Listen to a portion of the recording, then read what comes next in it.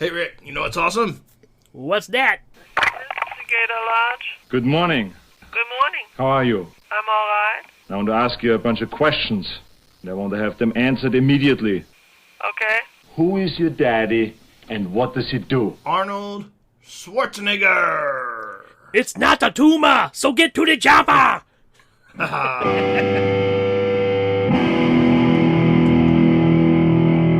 man. Like, Arnold has taken some heat because of his accent. Red And heat? his... Well, yeah, he's taking some... But no, he gets made fun of in different pop culture stuff these days because of his presence, because of his accent. You know, like... You know, you'll have a Family Guy parody, The Simpsons with Reynard Wolfcastle and stuff. Even though that was contemporary to Arnold, you look at a guy like Arnold Schwarzenegger, and you see him now, and of course, you know he's 72 years old now. But you look at a guy like Arnold, and you're like, how did this guy essentially carry American cinema for the better part of 20 years? Yeah.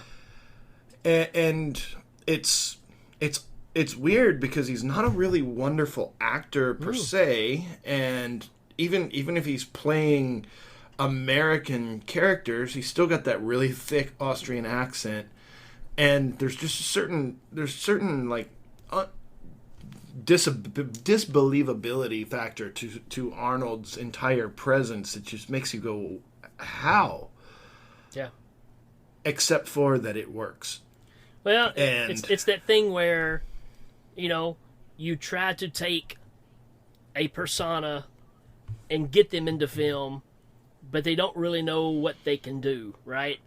So you look at the early stuff that he was doing. He was in The Villain, which is a Western comedy with, you know, Kirk Douglas and all this stuff. And, yeah, I mean, it's terrible, you know, and then you get the, you know, he has The Hercules type stuff. Yeah, the Hercules stuff. And you know, Got the overdubs. I think all it took was Conan, and it really made people go, okay, this is workable, you know. He's one of those people that just, no matter where he's at, he just commands attention. Yeah. Like, even if he's not doing anything. And so, again, like, I didn't want to diminish him by saying he's an unlikely success story, because he's not. I mean, he was Mr. Olympia like 7 times running, and Right. Like he was a success story from the beginning. But whenever you look at him playing, again, certain characters, and he's you know, like in Commando, for example, he's supposed to be an American guy, and he's still got that really thick Austrian accent, which, for what it's worth, in the 80s, people with accents punched out and killed Rocky's buddy. Yeah. Like, these were not, you didn't put, you know, Eastern European was not what you put as being like top-notch American action star. Right. But Arnie nailed it. And, which, to be fair, Ivan Drago was Swedish, so it wasn't exactly the Soviet, but I digress. I don't want to. We'll talk about Dolph Lundgren. That's another show. But yeah, man, you get into Conan the Barbarian. You put Arnold Schwarzenegger up against literal Darth Vader. Yeah. I mean, and I realized James Earl Jones didn't actually play Darth Vader. He voiced Darth Vader after the fact, but very few people even realize that Darth Vader was played by 2 people. Right. You have the voice of Darth Vader. The face of Darth Vader is a dark, ominous presence. The voice of Darth Vader is what gave him his menace and his character, and that's James Earl Jones. And then you have James Earl Jones as the snake priest, that cuts off Conan's mom's head as she's holding his hand. Yeah. And it just, like, I mean, spirals out of control. and I think, I mean, even though even though Arnold was not in that scene because he had to grow up yet, Right.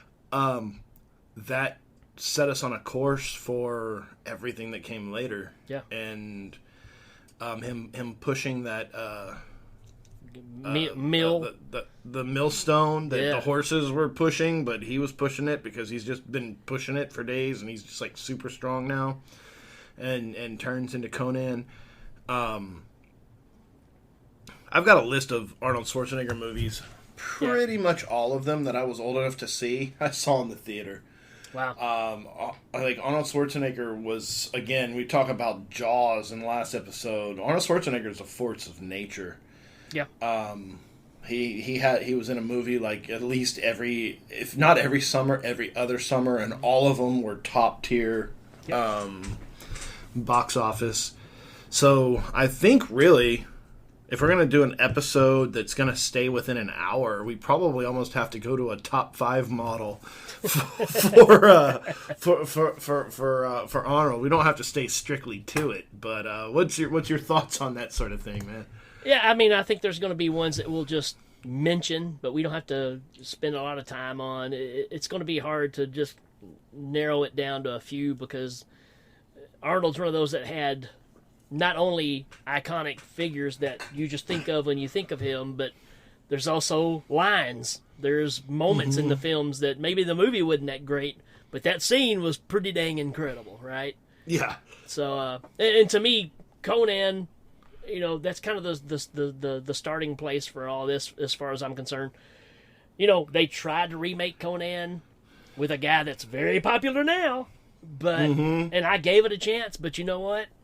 It's just not the same, man. I mean, Arnold Schwarzenegger was made to play Conan the Barbarian. Absolutely. Just perfect. And I don't think there's anything cooler than when he goes down and he means business. He's got the war paint on, right?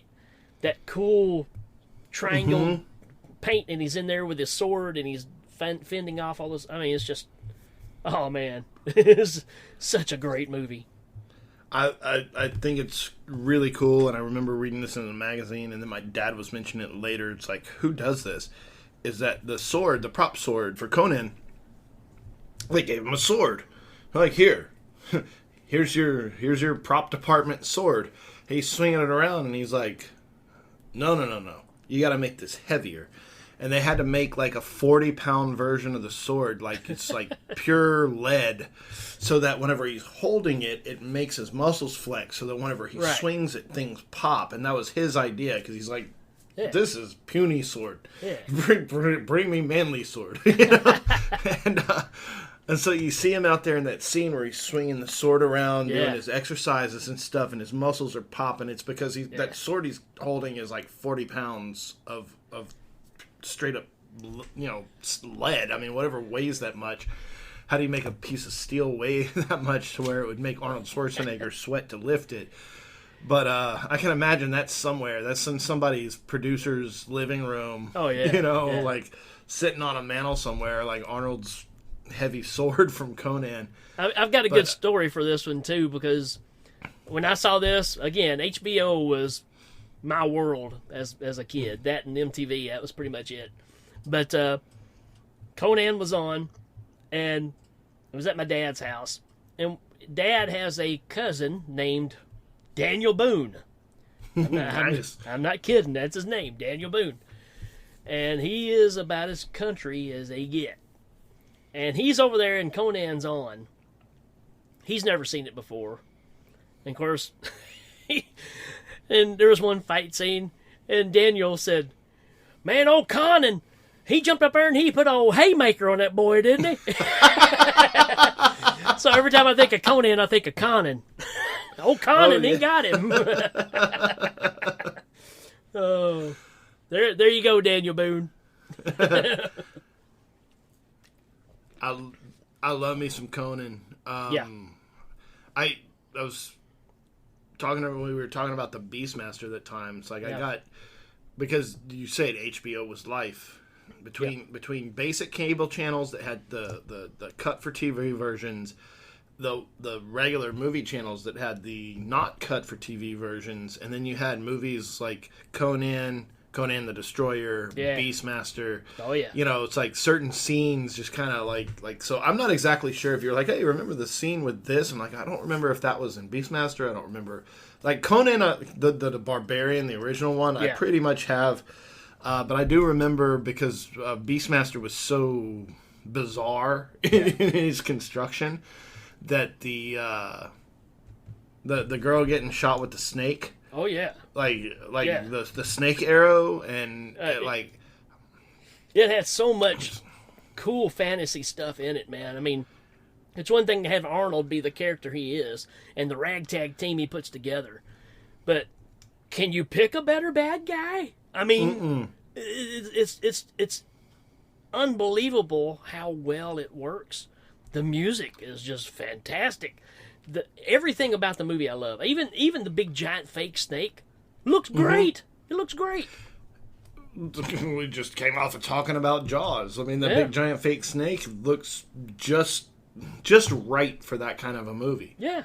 Where it's and again, I do remember certain things in movies that I see them now and I'm like, oh man, that's kind of cheesy. And well, a lot of them are in Schwarzenegger movies actually, but at the time, that was the as far as technology went, and not everybody can be Rick Baker, and Yeah.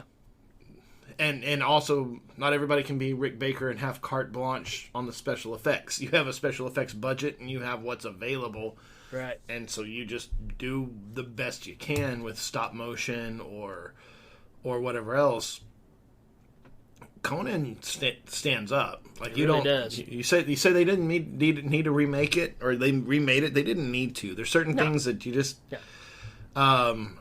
Like they did not need to. And this is a segue here, but they did not need to remake Clash of the Titans. No, absolutely not. Clash of the Titans is a perfect film. Yep. And you say, okay, but it's stop motiony and it's kind of choppy. But yeah, but that was Ray Harryhausen's stop motion animation that revolutionized the industry. Right. If you want to go in with some CGI and smooth out some of that choppiness, then you'll make a perfect movie a little bit better or worse depending on your opinion.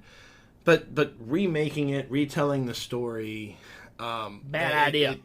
It's not good. Yeah. So but luckily with Conan we had The Destroyer and we had Red Sonja, so we had basically two sequels, and again all of them on HBO. Yeah. Brigitte Nielsen, Brigitte Nielsen to me was always a bit of an enigma. Sure. Because she was right there standing in front with Stallone and Schwarzenegger. Mm-hmm. She was an action star, but she never quite got her. Come on, she never quite broke out the way I thought she should. Right. She was always kind of treated as kind of weird by the media, like which I didn't really see. I thought she was pretty cool. Yeah. Maybe because of the people she dated or who she was seen with, she got kind of Flavor Flav. Well, that was much later. that was much later. I was talking about like in the 80s. But hey, whatever. They could have been hanging out back then too. I don't know. But yeah, he's that dude's a weirdo. But yeah, I'm kind of the same way with you, man. I think, were they trying to prime her to become something bigger, and it just didn't happen? Because, like you said, she was around all the right people. She was in the big movies. She just wasn't, I guess Red Sonja was the only thing she got where she was kind of the starring character, and I guess it just didn't do. But with that being said, all you got to do is trace it back to Conan the Destroyer, and even though I love Conan the Destroyer, there's a huge difference between the first movie and that one. Mm-hmm. You can tell that, okay, just like the guy that he fights in there that's, through all the mirrors, and it basically looks like a green Toxic Avenger with a wrestling cape on. It's like, we had a giant snake in the first one, and now you're giving me this, So you could tell they were cutting corners. Went with some more star power by getting people that weren't necessarily stars and putting them in there. And, so Red Sonja kind of was a follow-up to that.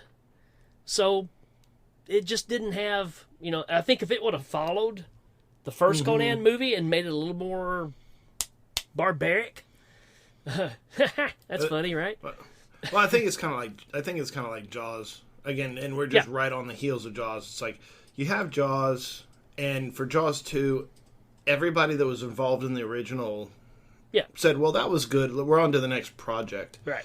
And even Roy Scheider didn't want to be in Jaws 2, but he was contractually obligated. Yeah. So between Jaws and Jaws 2, you had Roy Scheider and Lorraine Gary, who played his wife, who never did anything after the fourth Jaws. Like, she was only in... She's a character actress. She was here and there. Right. But,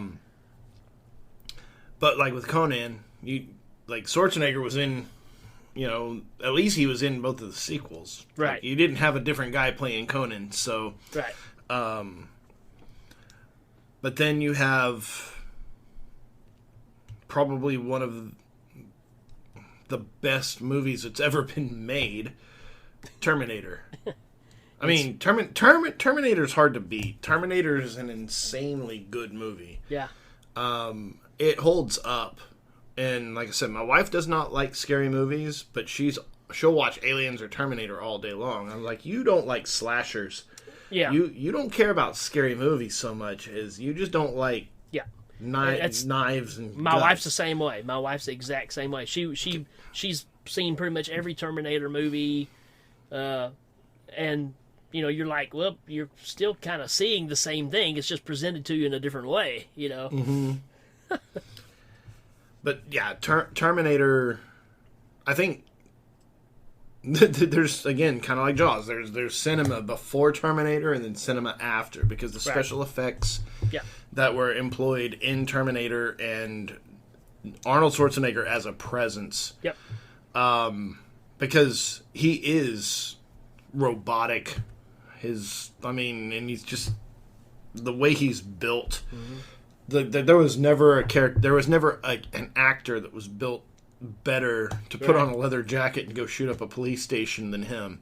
Yeah. And just that deadpan look behind the glasses and just... Yep. Just an emotionless killer. I mean, that's what we've been saying all along. It's what kind of ties all these things together. And,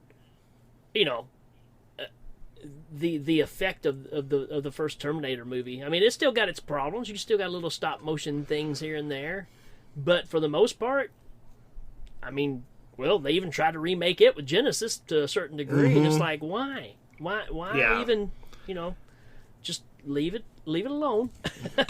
Terminator's pretty flawless. Like, the story between part 1 and part 2, I think you could just close that saga. Yeah. And that's the thing, was the second one closed the saga. It wasn't supposed to follow a let's have a third one. Like, there's no third one. That's the story's over. Yeah. And but yeah, the Terminator, I think, is funny too, because you have Bill Paxton in there.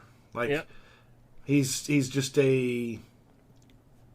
I mean, at that point, he's just a SAG actor. Right. He's not done anything. He's just... And it's funny because after you see what he turned into later... Right.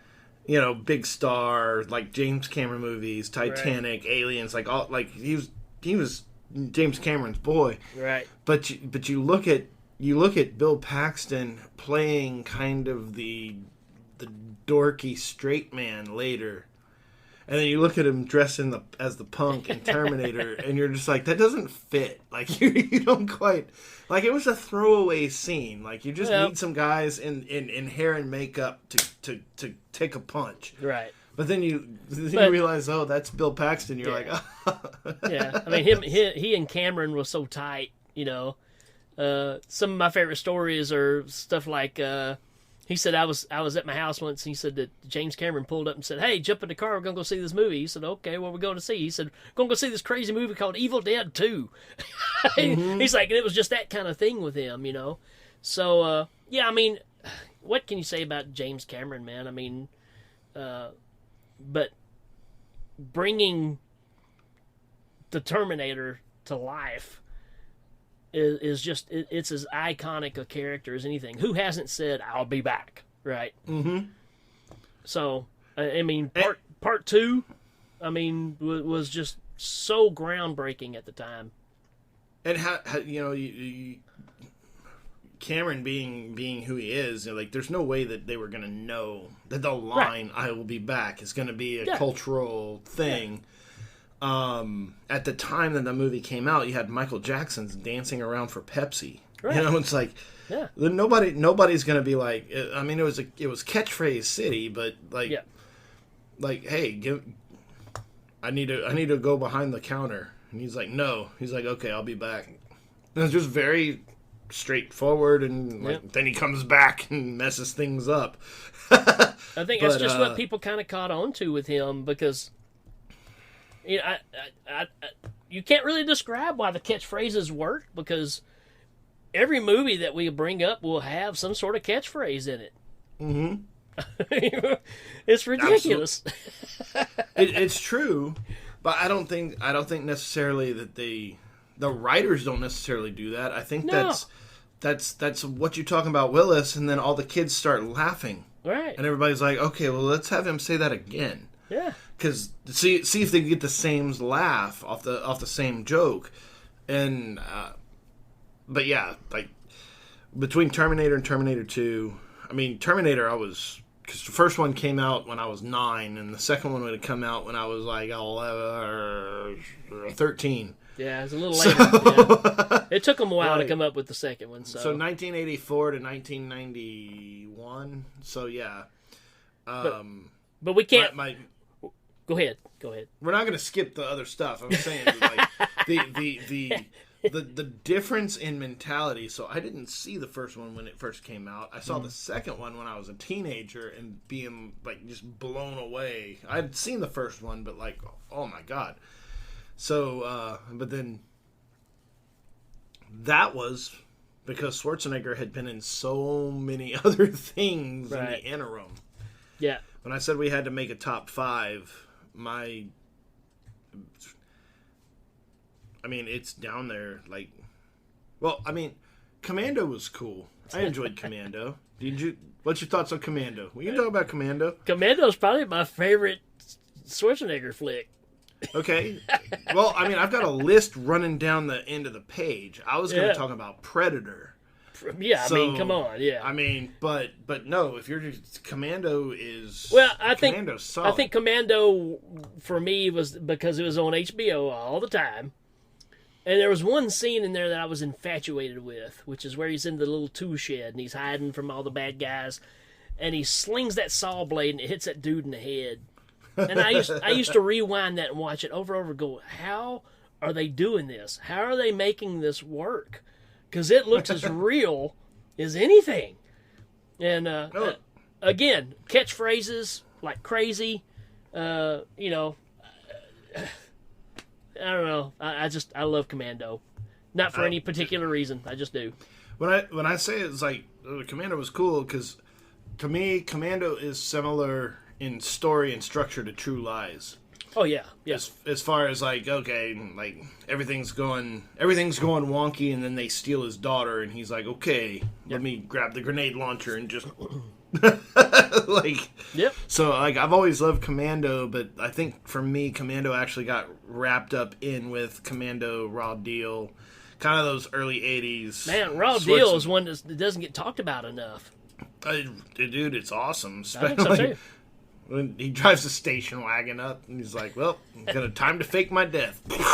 Just blow stuff up, grabs a bunch of weapons, like, they'll never see me coming now. Like, that's the 80s, though, because you could fake your death with a burning car, because nobody would ever look for a body in there, because the car's burnt. Like, why wouldn't somebody have been driving it? You can Right. blow up a refinery, and Yeah. cops won't even come because it's the good guy doing it. We just brought this up on Hail Ming because on RoboCop 2, there's a scene where RoboCop's car, he gets out to unlock a gate, and then his cop car comes rolling in and it blows up. But he's standing off to the side. I'm like, okay, how did the car drive itself? But it's the 80s. I mean, that stuff happened all the time. Oh, they weren't in the car. Okay, never mind that somebody had to be driving it. You know?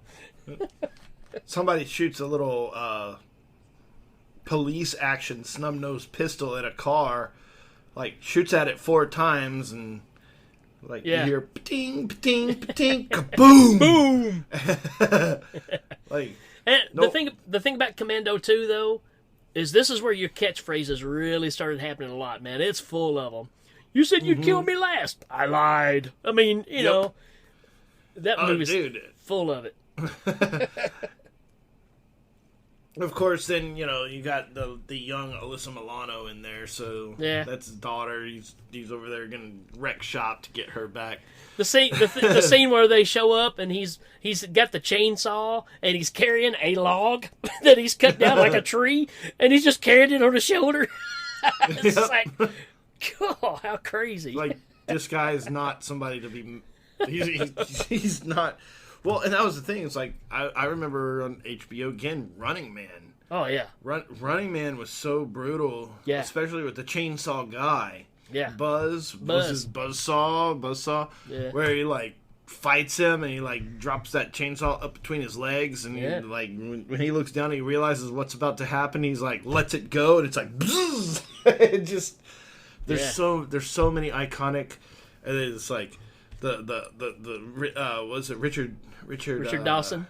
Richard Dawson. Yeah. Where he's like signs, you know, it's like I hope we'll leave enough room for my fist because I'm gonna put it out of your stomach. I'm gonna punch it through your stomach. There's so many lines in that one too. Yeah. But it's just like he signs the paper and like stabs the dude in the back. Right. Like the little network dweeb. It's like, hey, just sign the contract. You're like, it's so much good stuff. And like you said, these are all the building blocks because we are right on the cusp of, again, because the Terminator, the first one, still doesn't make him an over-the-top superstar. He's the bad guy in the flick, right? Yeah. So you take this buildup of what we're going through so far with all these movies, and you're about to hit the mother lode with Predator. I mean... If you talk about the things, like my dad would always joke, and it's funny because this is in the 90s, and he's like, because Schwarzenegger was the king of the catchphrases, and my dad used to harp on him because he's like, yeah, his first catchphrase was "Gon close."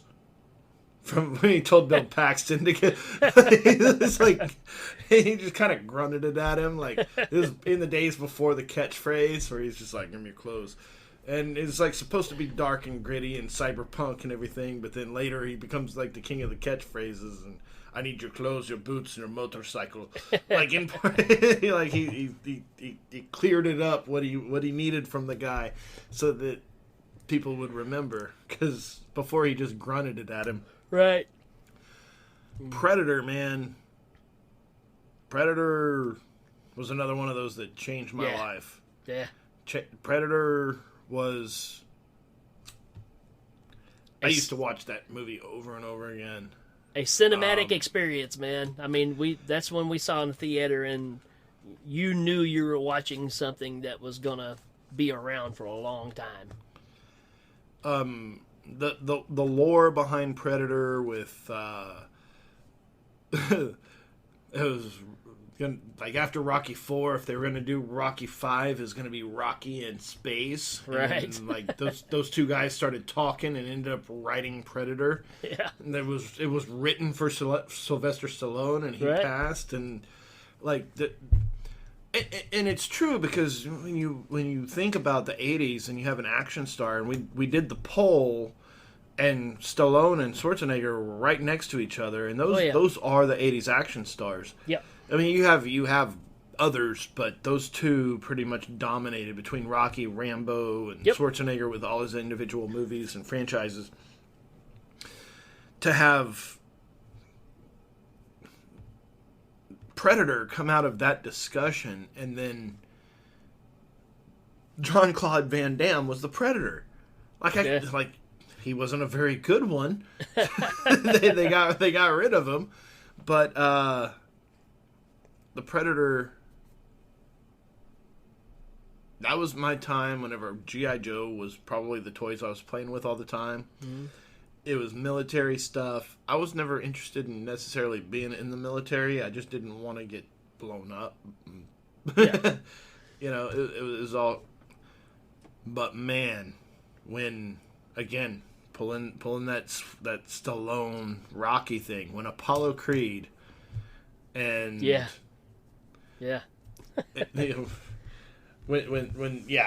it's like the cast, man. I mean, just the entire cast of this group is like the only person that is missing is Stallone. I mean, everybody else is top notch. People that it's a great ensemble in this movie, and that's a big part of what makes it work. Because again, like we said, whoopity-doo, you got a bad guy, but if you don't have the cast that makes you buy into it, this is a group of the baddest of the bad, and they're getting knocked off one by one. You kind of start paying attention. And I love the fact that again, horror movie style, they have the general that's skinned in the tree. Yeah, like but they have their moment when they're taking out that base, so you see how badass they are. Yeah, it's like there's like 8 of them, and they take out an entire complex without any trouble at all and never sweating. Yeah, it's like. He's like, you're hit, you're bleeding. I ain't got time to bleed. Ain't got time to bleed. And on the way in on the helicopter, and they're sitting there just like, these dudes giving him a hard time about not chewing tobacco. They're listening to Little Richard, and he's just like, this stuff will turn you into a sexual tyrannosaurus. Like Jesse Ventura. Yeah. And then all of a sudden, it's like the music goes off. The lights go red, and everybody's like, shrimp. Like, these are not guys to be messed with. Right. Like, this is not a trifle. These guys are the best of the best. They go in, they take out that entire complex. Yeah. We were infatuated with this kind of stuff too, man. That's a big part of that '80s thing. Well, Rambo. I mean, come on, that kind of set a standard. But we watched A-Team on TV, like you said, G.I. Joe. All these things are all building up to, all your Delta Force movies. All these things are playing off this mindset of this anomaly that we had in the '80s. Red Dawn probably was a part of that too, as far as making you interested in the tactics that goes on in this kind of stuff. So, yeah, man. I mean, you're blindsided by this movie because how can something come and do to them when they're the best of the best, basically? Yeah, I mean, it turned everything on its ear for sure. The again, taking them out one by one, but even the humor in it, again, that's one of the things that makes certain movies, they're not disposable guys. Right. Hawkins, the guy who's the first one that gets really taken out. Yeah. He's the one that's cracking jokes the whole time. He's just like, and he's not cracking jokes because he's weak or because he's not a player. He's just, that's his personality. He's just cracking jokes. How he deals with it, yeah. Yeah. And then he's gone, and like it's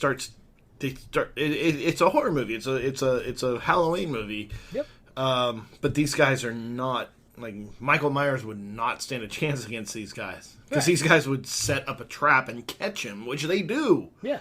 Like, they catch the guy. Yeah. And the guy just blasts the hell out of everything and just busts out of the trap and goes and becomes invisible again. Yeah. Which is, like, there's just, and again, with the Schwarzenegger pops up whenever they're taking out the village. He goes, stick around. He's dropping lines. If it bleeds, we can kill it. Get to the chopper. I mean, yeah, like, it's so. That's what he became the king of, right? What the hell are you? And just the idea of him covering himself in mud so the heat sensors wouldn't pick him up and stuff. I mean, it's just such a great idea, man. Mm-hmm. It's a great idea for a movie. So, then you've got your Die Hard Part 2 people, and yeah, I enjoyed it. And that's another Bill Paxton, but he gets taken out pretty quick and easy. Yeah, it's just so weird though that you didn't do the thing where it's Schwarzenegger facing off with it again, maybe in a different setting. So, it's a wonder that didn't happen that way, because look at the Terminator franchise and how he has to be in every one of them, basically. Well, and to be fair, and it's one of those things like that separation where you can sit there, because when Reese is talking about the Terminators, all the Terminators looked like him. Yeah, right. Yeah. That was kind of their model for right. So like Terminators, like Jango Fett. Yeah. Yeah. So, but 70-something-year-old Schwarzenegger doesn't look like 30-year-old Schwarzenegger, so they look different. Those robots aged a little bit, and that's fine. That's fine. But but in Predator, like, Dutch gets taken off on the helicopter, and you never see him again. And then, like, in the following Predator movies, you never hear about him again. Right. Like, he just kind of I saw Red Heat in the theater. I think I've said on some of the shows that I had to choose between seeing Beetlejuice and Friday the 13th Part 7. Red Heat was right then. My uncle was in town and he wanted to go see Red Heat because it was a Schwarzenegger movie, and he took me and my cousin to see that, and we were probably not old enough to go see that because that Red Heat is a violent movie. Like, it is a hard-boiled 80s cop movie. Yep. And Schwarzenegger is not nice in that film. Like, he's that Soviet cop that's just... And with Jim Belushi. He made a career of being a family dad later. Yeah. But in the 80s, he was like the evil twin of his brother. Because John Belushi was kind of goofy and silly, and then John died, and then Jim came out, and Jim liked the F word. Yeah. So it was so he's got a hemp farm now. Wouldn't surprise me. Yeah. I don't dislike Jim, but you know what? I always kind of went, but. According to Jim, I catch myself watching it, I'm like, you know what? This is a good show. I just remember seeing. I remember my dad being like, Jim's no John. He's trying to make up for it with cussing. Yeah. Because John was on Saturday Night Live, so as raunchy as John needed to be in real life, he couldn't say the words on TV, so he had to just be naturally funny. Yeah. Whereas Jim was doing stand-up and... being like, yeah, my brother's funny. Yeah. Here's some words. Yeah. But and that's, I mean, I like Jim for being Jim, but I do draw lines too. So it's like, I've never watched the Blues Brothers movie that they did later on. I was like, yeah, I'm not even wasting my time. Yeah. So, I don't care. Yeah. But anyways. So...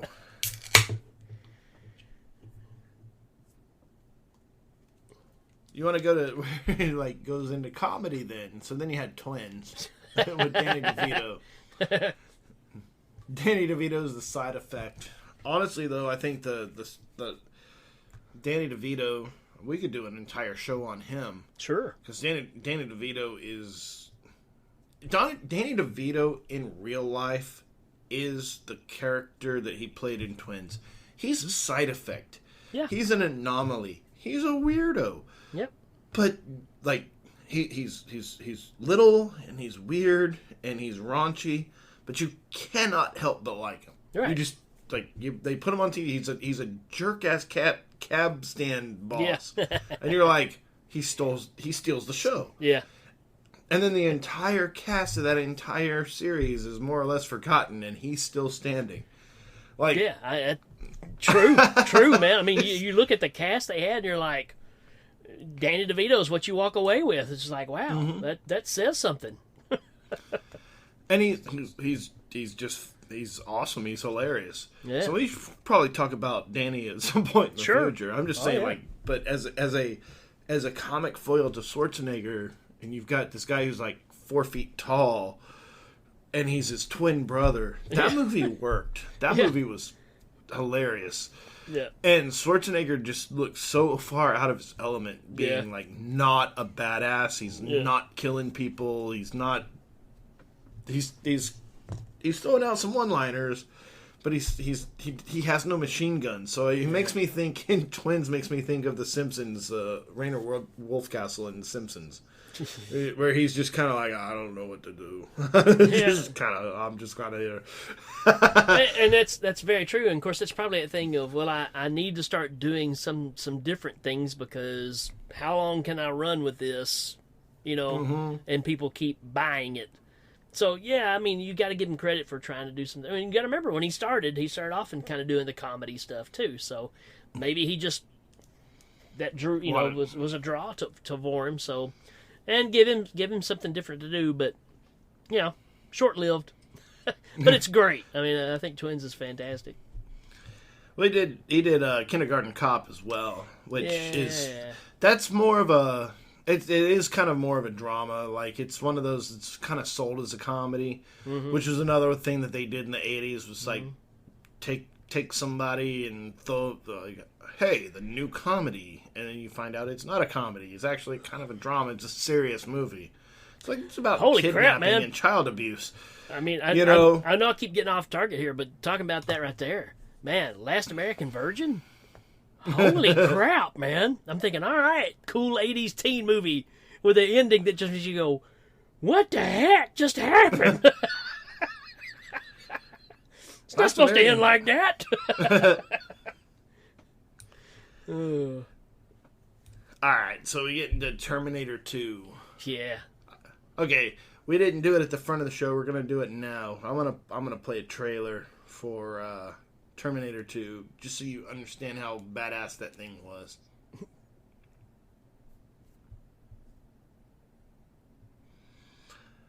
All right, so where were you when they announced that there was a sequel to Terminator? I remember it was a big deal. I think I was watching MTV, and they were talking about it, and they also said that, a certain rock group was going to be doing a song for the movie. And that's kind of how I heard about it, I guess, initially. And, of course, then later on the video came out, and dang, there was Matt Sorum in the band. I thought, well, crap.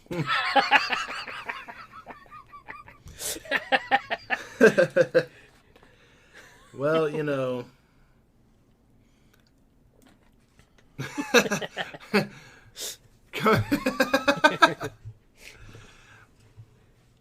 it's funny because I read a Slash's autobiography, and he's talking about how Guns N' Roses came about and all of the stuff they had to go through in order to tour. Like, they were writing songs, and they were all, strung out on drugs. Sure. And living in a storage unit and writing songs on pizza boxes, and which I couldn't understand how they had Gibson guitars while all this was happening, but Well, they didn't. They had BC Rich. Yeah. But it was such a, but in almost every chapter he's talking about building appetite for destruction, and he keeps stressing that You Could Be Mine was written the whole time. Like, that was one of the first songs they wrote as a band. And I never really quite understood why, like, I don't care how soon, like, how early or how late a song was written. But I think because of Axl's weird lawyer crap that he was doing back in the day, it's like, oh, no, this was later. This was whenever I was doing, because it was kind of in that same recording sessions Right. for the So Slash is like, no, we had that one. We decided not to put it on Appetite, but it was written and recorded, and we re-recorded it for the movie. You don't get any money. Right. But You Could Be Mine is a badass song. Yep. Matt Sorum was in the band, and then the band kind of fell apart, and Yep. they've never quite been the same since. And that's Matt Sorum, man. Every band that he fills in for or gets into, people either just splits the band up or they die. It's kind of like Adam Sandler when he looks at his crazy girlfriend in The Wedding Singer and is like, "What are you doing in my Van Halen shirt? Hurry up and take it off before you curse the band." And they split up. Right? That's Matt Sorum. He gets in the band, they gonna split up. That's just how it works. There's that behind the music on Guns N' Roses and Gilby Clarke, the replacement guitar player for Izzy, sitting there being like, and it had to have been one of those things where like, we're not recording, right? He's like, man, I really thought I was getting into the most dangerous rock and roll band in the world, and then they started handing me all these power ballads and weird crap, and I was like, yeah. What am I supposed to do with this? This is not what I'm. That can be an episode all into itself as well. I mean, that's a story for sure. So. Oh yeah. But the difference between Terminator 1 and Terminator 2 is, or like Arnold Schwarzenegger is perfect. Yeah. The weird teenage zeitgeist conversations that we're having with John. It's like, no, man, you got to shine them off and say "Hasta la vista, baby." Like, right. Hasta like la nobody vista, talks like that, baby. Nobody actually says that. Like, well, so, Jody Watley did. It was in a popular song at the time. You know, Jody Watley had "I'm looking for a new love, baby," and she says "Hasta la vista, baby" in there. So that must have been the catchphrase of the time.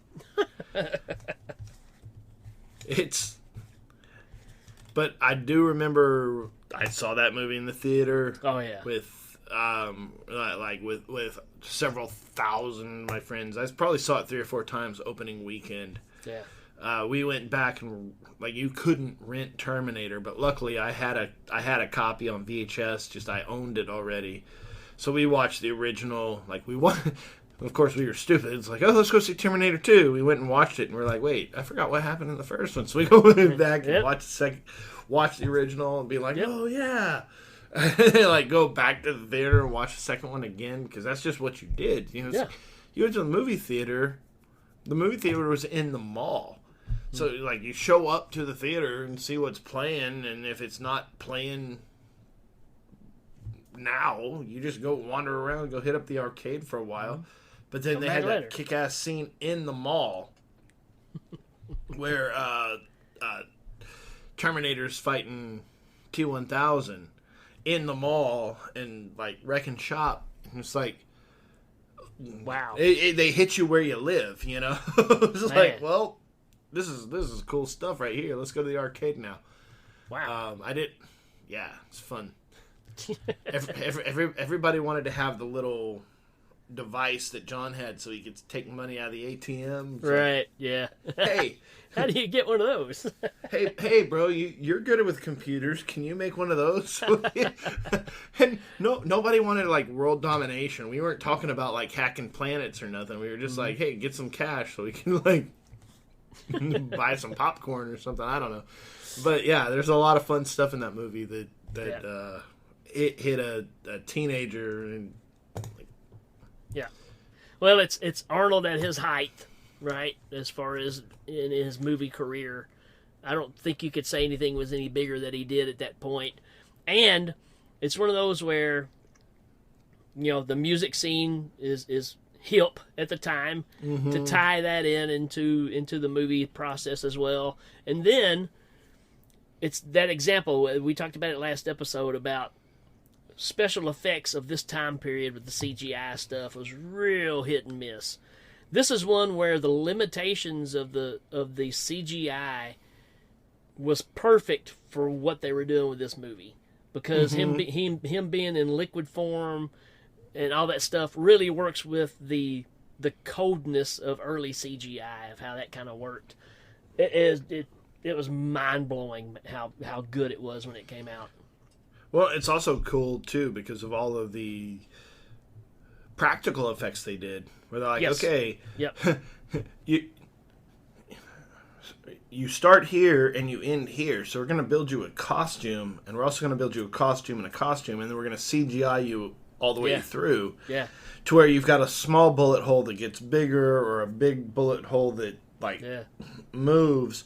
They could CGI on the edges without having to try to really morph somebody from point A to point D. Yeah. So they actually built costumes, and I think it was also cool with Robert Patrick. He had a limp. Like whenever he ran, he had a slight limp, and so they built the limp into the code for the T-1000. So, like whenever he's walking, he kind of, and they're like, no, it just makes it look more real. So they wrapped him and recorded him walking. And he's like, I'm sorry for the limp. They're like, nope, that works because it makes it look more real. Yeah. So yeah, and I've always said that in almost any situation, when you can marry practical effects and CGI together, you're gonna get a better looking effect overall. So it just makes sense to me, that they approached it that way, and it's top notch. Strangely enough, dude, because Terminator 2 was kind of like you say, it was Arnold's high watermark. Yeah. He did other stuff, but that was in the early 90s, and from there, he was in stuff, but it almost became either self-parody or whatever. We didn't have a whole lot until True Lies. Yeah. Total Recall. But Total Recall, Total Recall came out shortly after. Yeah. It's 92, 93, I mean, and that movie is probably known for the wrong reasons, because it's a pretty cool movie. I love Total Recall. But the only things I can think of is when he gets thrown out there and his eyes get real big, like when he's and the other part is when he's pulling that thing out of his nose. Oh yeah. Those things are just, I'm sorry, that's what I think of when I think of the movie. I think at that point he'd been oversaturated with not. He had been oversaturated with lines. Yeah. With one shot lines, and so there were so many of them where it's just he's spouting simple one offs, and he's got the head that he's wearing and turns into a bomb. He's like, hold this, and it's like. Yes, but I enjoyed Total Recall. Sure. That was another one I saw in the theater, and Total Recall is a good movie. It's fun. I know her. I dreamed about her before. And Sharon Stone was the bomb in that movie. Oh yeah. He shoots her in the head. I consider that a divorce. And that's that thing. It's almost like it got to where you could tell that was just what they were pandering with. Is okay, he's known for this. Let's throw some of these in there. That's kind of how they ran with it. So yeah, but hey, that's just kind of how it works, right? Well, then he became the governor of California, right? And of course, you couldn't say him. You couldn't talk about him without calling him the governor. So, I'm the governor. We will find a solution for these problems.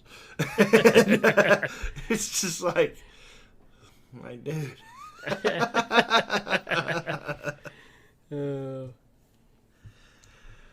But man, again, just in 10 years, we got 15, 20 movies. He's gotten a whole lot more since he came out of retirement. He's the dude's a force of nature. All this stuff. The camera loves him. We love him. Yep. If he's your favorite actor, you just probably need to go to acting school or something. You need to watch some movies. But the guy can carry a movie for sure. Oh yeah. He's a pretty awesome dude. Highly unlikely that starting off that he would be the person that he is because he's a bodybuilder. Mm-hmm. You know? So he just learned it as he went along and found out what works for him. I have to consider him pretty damn awesome. Yeah, without a doubt. All right, man. Well, I think that's been another fun show. Do you have any parting thoughts on that one? Well, again, it's that situation where, of course, we skipped a bunch. If you've got a favorite Schwarzenegger film that we didn't talk about, make sure that you post it. Let us know. Hey, y'all missed this one, and we'll make sure that we celebrate it as well. So if you like Last Action Hero, more power to you, Danny Bennett. The best part about Last Action Hero was the soundtrack with the Megadeth song on it. Yeah. Angry Again. Yeah. Yeah. The rest of it, I kind of forgot. But awesome, man. Well, cool.